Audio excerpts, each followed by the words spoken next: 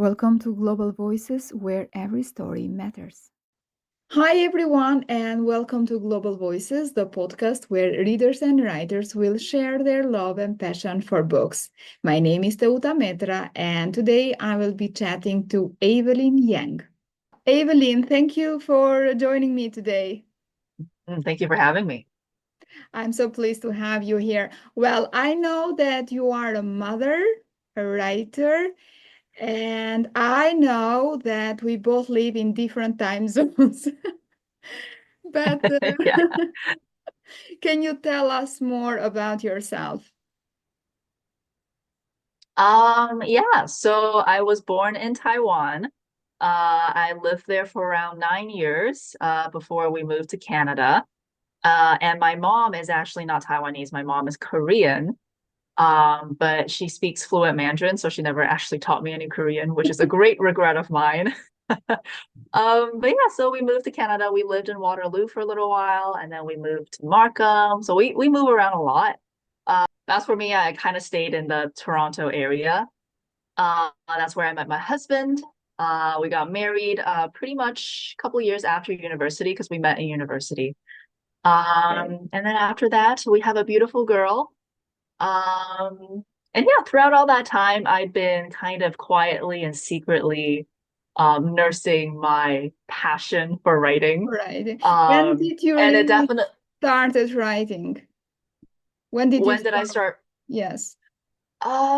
Really young. I would say I actually started writing probably in Taiwan because I remember we had an assignment to write like a couple of paragraphs for this myth that we learned about. It was about like the rainbow deer or something like that. But I ended up writing like 3 pages just because I was so in love with the myth. So I think ever since I was a kid, I've always been really drawn toward writing What stories. writing? Okay. Um, but moving to Canada and then learning English. So when I first moved to Canada, I didn't speak a word of English and I had to like mime going to the bathroom because I didn't know how to speak it. And I remember one time I was helping my mom with like this essay that she was doing because she was taking her PhD. And I pointed out some mistakes. And I remember her telling me how I would never be as good at English as a Caucasian person because I was Asian. And I think that really stuck with me. Like my own mother would tell me that, I can't succeed at English because, I'm Asian. So I think that ended up, I guess, pushing me toward keeping my passion a secret, like because my mom was this way and, she was against it. And I didn't have any other friends that were writers either. So it was very much a secret for a long, long time, until I think after university. What did she say when she heard about it? That you're She a was bit good in actually, English. yeah, she was actually really, really excited because she's always been really artistic too. She actually wanted to be an opera singer when she was younger. And she's been really musical and she draws, she does art. I think she also wanted to write her own novel too when she was younger. Um, So yeah, she was actually really excited. So it was a little different from her reaction to me when I was younger, but I guess it's different now because I'm older. So Okay, nice. And then you wrote the Omin Girl. How did that start, and where did you get the idea? so Omen Girl started as a fanfic, and then eventually I turned it into an original work. And then I started to shop it around to agents, to no luck. The only bite that I got was from one agent who was also actually based in Canada. So I was really, really excited. Um, But in my phone calls with her, there were a lot of red flags. And so I realized that I couldn't go with her.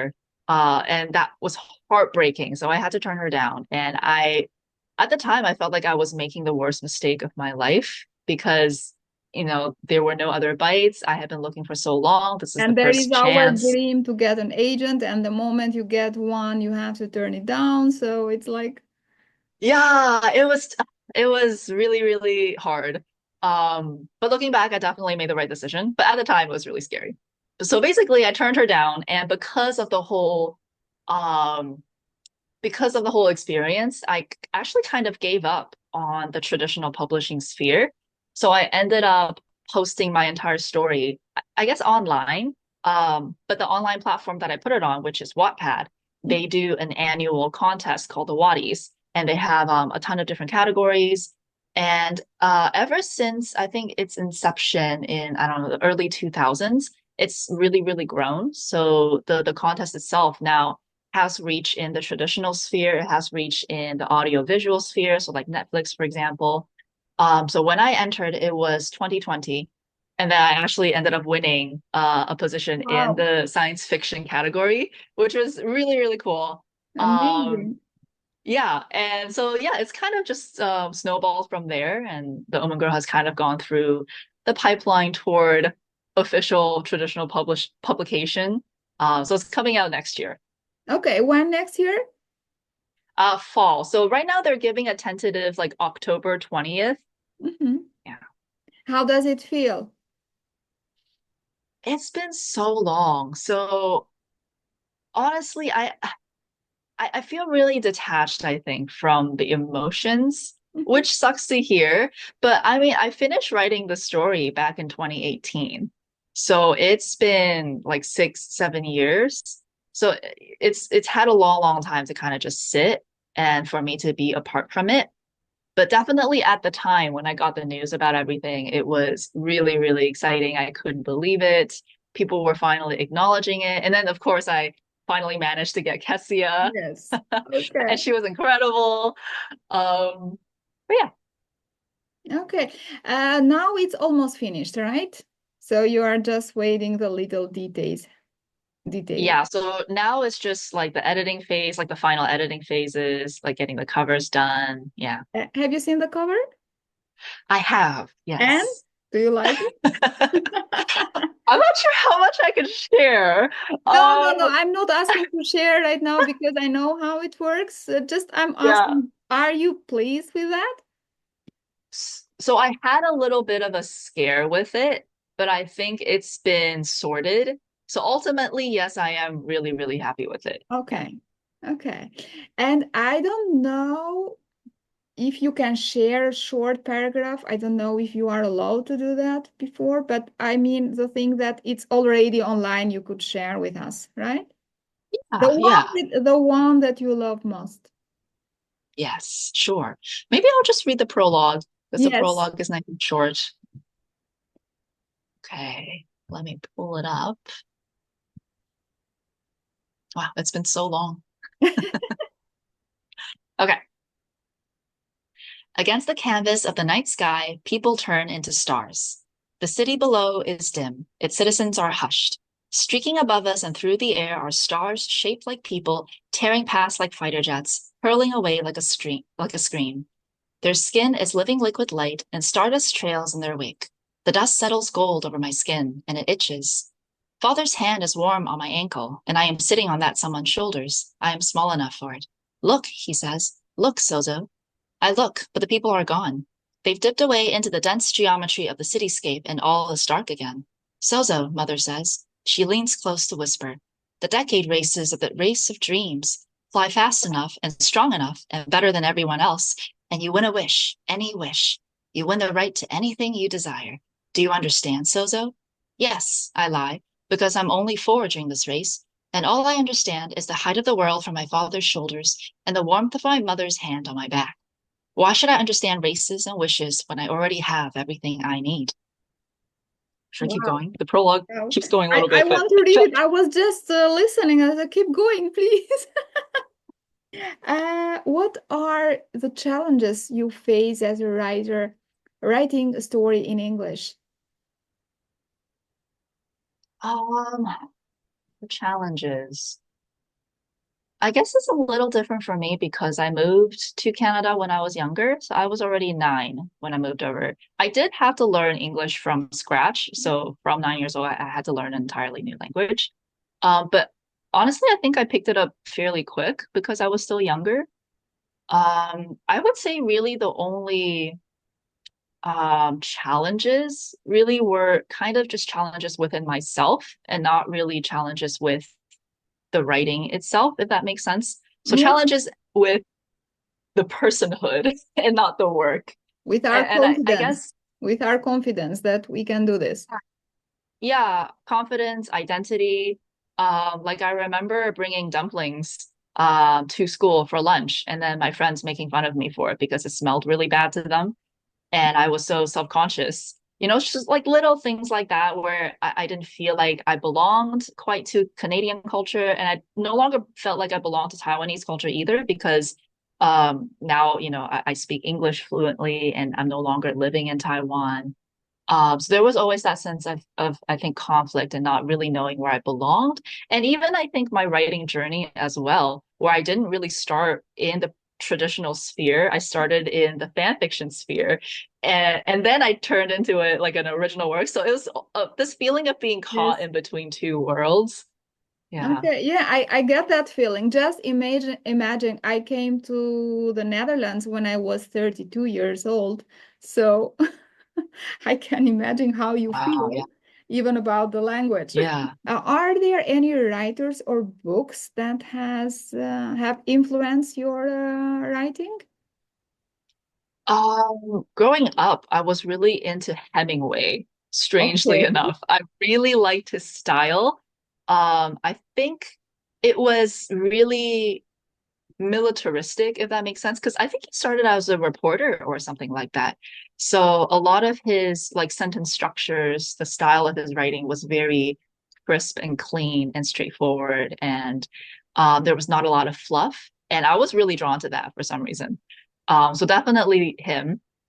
I love Neil Gaiman. His writing is Yeah. just so whimsical, so dreamy. Um, and yeah, just I guess the greats, like Lord of the Rings, so Tolkien. You've got Frank Herbert for Dune. Yeah, so any of the greats I think I always look up to. And what are you reading right now? Right now, right now I'm actually going to be picking up Brandon Sanderson's Yumi and the Nightmare Painter, I think it's called. Okay. Uh, yeah, I've heard like great things about it, and I've always been meaning to dive into Brandon Sanderson because he's another like incredible fantasy writer. I think he's written like 32 novels, which is Wow. insane. Yeah. So yes, I'm really excited to start reading that one. Okay. And now that the book is completed and there are the final editings and the cover is ready, are you planning or are you writing something else? Yeah. So I had my baby 2 years ago, so I couldn't write anything for I the know longest how hard time. it is when you have a baby and you want to write and you cannot find time because you want to sleep as well. Yeah. Yeah. So it's been like such a huge change of my life and just my schedule and everything. So I haven't been able to write anything for a long time. But my baby is finally starting daycare full time. So I've been able to go back to the library to really start like writing stuff down. So right now I'm working on hopefully an adult science fiction slash science fantasy. I think I lean towards science fantasy. So the Omen Girl is also science fantasy. But this time I'm trying to lean into kind of the adult genre. And I think I'm going to be basing it actually on the Korean War as a little homage to Okay, my Korean heritage. Yeah. interesting. And do you ever think you are changing from fantasy, writing something else? I can't see myself doing that. Never say never. So it could happen. At the moment, I can't see myself doing that because I think I've just always been so drawn to like the invisible, maybe like the invisible magic of things. Like Harry Potter, for Yes. example. Like that was such a wondrous time of my life. So at the moment, I can't see myself ever moving away from exploring magic. Yeah. Okay, so you feel safe and you feel better in that zone. Yeah. Okay. I mean, the world is, or I already live in the real world. I want to, experience magic. And lastly, where can our readers find your work? Well, right now, you can still read The Omen Girl on Wattpad. So you can just type in Omen Girl. Mhm. Um, Otherwise, I'm sometimes on Twitch, so I sometimes stream. Because I know I'm supposed to build up my social media presence in order to help garner attention, which is Readers really hard find you because in order to have yeah, but readers it's find you. yeah, but it's so hard because I'm typically never on social media. So this is another really new chapter of my life that I gotta get used to. Okay. Okay. Yeah. Yeah. Okay. Evelyn, thank you so much for being with me today. I wish you the very best with the book and all your projects. Thank you. Thank you so much.